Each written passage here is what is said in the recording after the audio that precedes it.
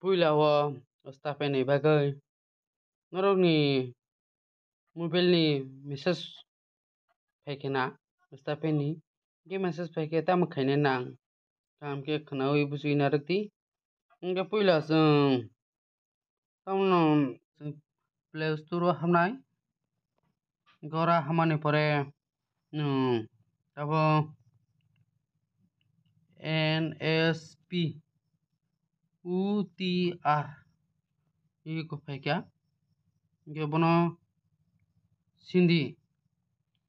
sinmani pore ko mo hingke NSP bono download khaine di hingke khaijak hingke open wngkha khaibahai pore hingke open faika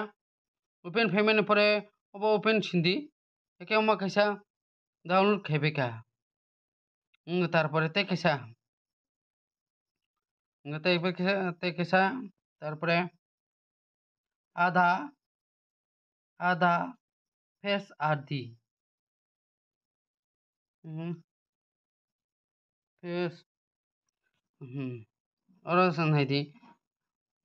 ma faimani ada face RD nung download khaijak jodi mono download khaipano obo kuno khaiya sudo bono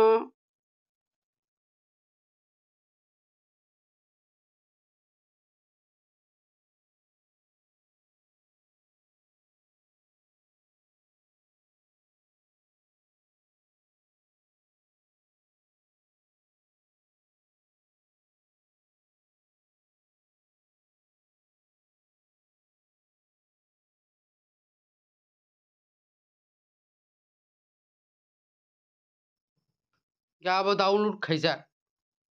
download waisa khaikengke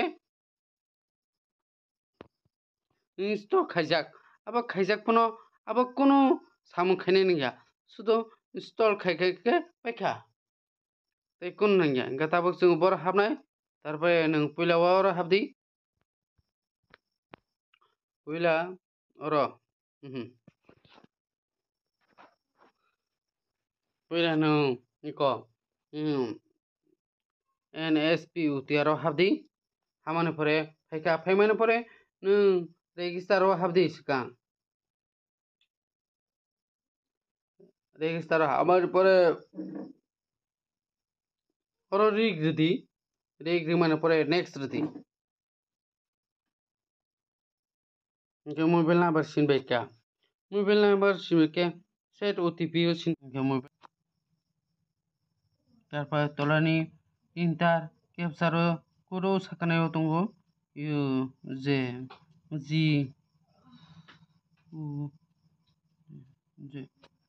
tarpore kwchak chwngnai verify o sindi hingke ada faika tabo nini ada ma rwnai hingke tabo ada rwdi sindi nini ada sinbaika teibo ada set OTP o sindi I agree o sindi kwchak o haike wngkha hingke OTP fainai teibo nini oro adani OTP nini message thangphinai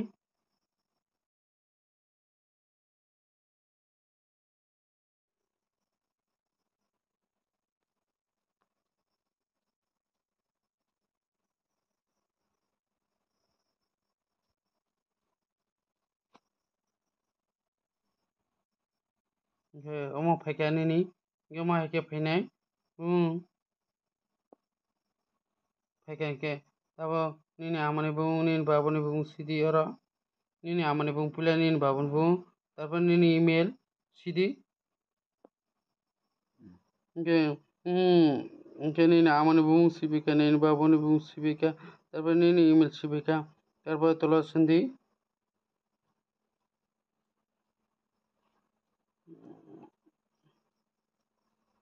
hingke next o sinpidi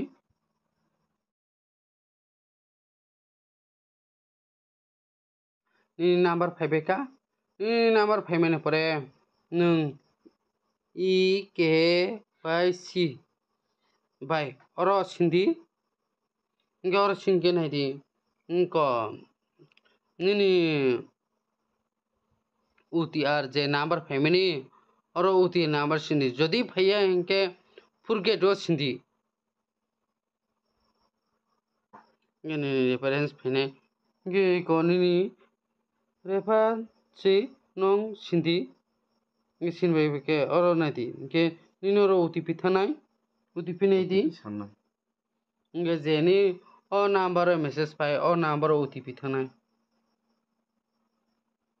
nge OTP phika OTP phika 266 ते कैसा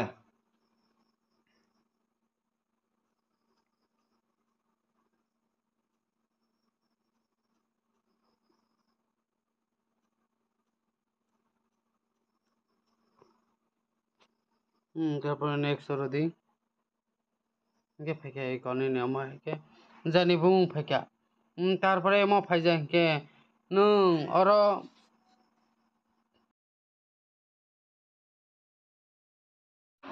प्रुफेस four फेसो Sindhi ये सिनमेन परे को इहिनी नि मखां video म ताबो जे को मखां रोपनो और फुटु फैमेनि गो फुटु जदि से नि मखां हा के काम के थेपा के अपरो मकल समरे मरे के हाके नि फुटु मखां थेसा नागै तेंगो हाके नि मोनबाय हाके मखां फाइपे पैसा बेनो फाइके के पैसा बेनो का रिक बुंनाय तारपरे नाम्बार ते केसा UTR number ketal orang main filo ini hai tahu gini ni mau hai ke number feka video hai kita sama pore video feka mereka video hai ke foto tisama pore ini mau hai number fene mau hai number fene pore nung login news thangnai biji kata login news thangke tahu login news thangka nung login news thangke tahu ni जे message family गे मोसिनका गे number सिनबाय केनो number सिनबाय के तब password मैनो password इनके फुरगेन password ready को password में के नि inter UTR number जे आगे फैमिली अवश्य गे नरो OTP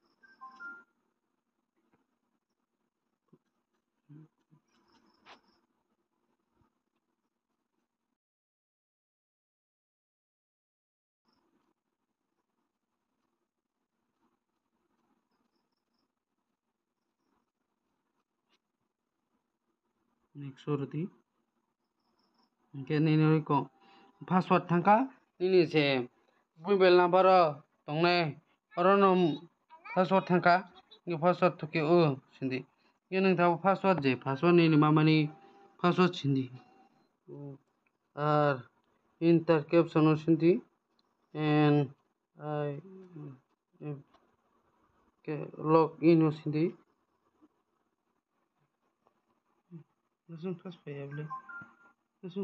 लॉग इन माने परे निनी और पासवर्ड थाना इनके निनी जे आगिनी पासवर्ड फैमिली और पुला और निनी पासवर्ड छिनाई करेक्ट पासवर्ड के निनी मोबाइल मेसेज फैया दा पासवर्ड यो पासवर्ड न और छिनाई इनके न्यू पासवर्ड के नों कताल के और न्यू पासवर्ड टाइटल नेबो न्यू पासवर्ड नों जे साकाव सिनका अबनो तलाव सिनाई कताल पासवर्ड फैमिली अबनो सिन्दिनो आसे के उनका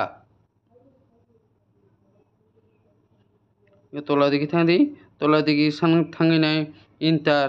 कैप्चर कोड छिंदी मैंने परे नेक्स्ट रती इनके नहीं पासवर्ड ठीक इंगी थांका इनके पासवर्ड चेंज इंगी थांका ता इनके तार परे नहीं ओ जे UTR ना बतों अगेन रती इनके पासवर्ड कताल के पासवर्ड खेमने और सिंधी आसे के इनके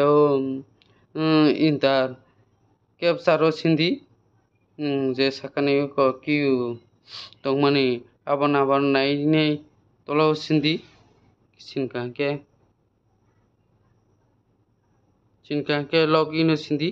के लॉगिन सिनका के ई कोने बुंग फैका के जो तो ठीक देता हूं ऐसा के ना उनका और ठीक देता हूं बेबंग नहीं दी के और नी मुखांग बफाइनाय गे नी बुमुंबो फायनाय इनके KYC पेस अबाबो धुन अबाबो थिक इंखा आदाबो जतो थिक आसक बेनेनी जतनो एसेंस फेमिनी जतनो स्टा बेनेनी क्लियर इंखा आसक बेनेनी साबाख्या इंखे ता इकुनु नांग्या मेसेज फेमिनी अगर जे बुझी आरो किसा कमेंट रख खाइले दी